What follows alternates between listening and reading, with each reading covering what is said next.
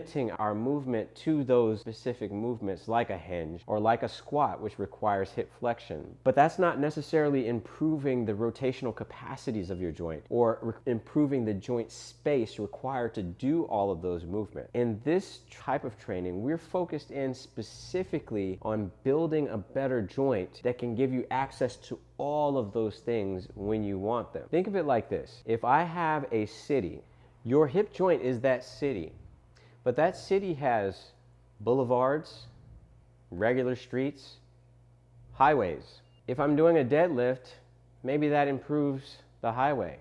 If I'm doing a squat, maybe that improves one of the streets. But if I'm talking about on a deeper level, what is the fundamental thing that all of those have in common? It's the asphalt or the concrete or the materials that are used to build those roads so that you can do all of the things on them. This is what mobility training is. It's building that infrastructure. It's fixing those potholes. It's smoothing out the roads so we can be more efficient and we can be more effective at what we do overall with our joints themselves. So what are your hips designed to do? Well, your hips are designed to give you a great degree of freedom. The hips are a ball and socket joint, which means that the head of this big, large bone below your hip fits right into the pelvis. So that has to be able to move around through that joint freely. Whether you're doing hip flexion, bringing the leg up, that's going to also require rotation of that bone inside of the joint. Or you're bringing your leg out to the side, that's still going to require rotation of that bone inside of the joint. So regardless of what you're doing, rotation is fundamental and they're designed to rotate well.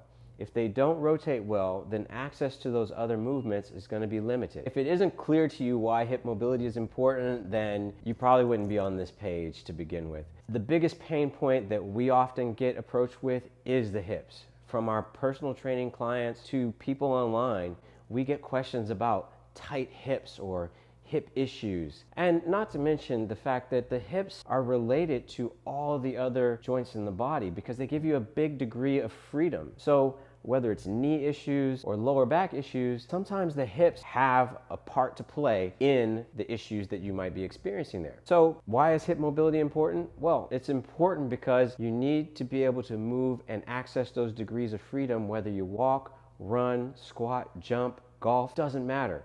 Having more degrees of freedom and the ability to use those degrees of freedom is going to benefit you exponentially and benefit your longevity for the rest of your life.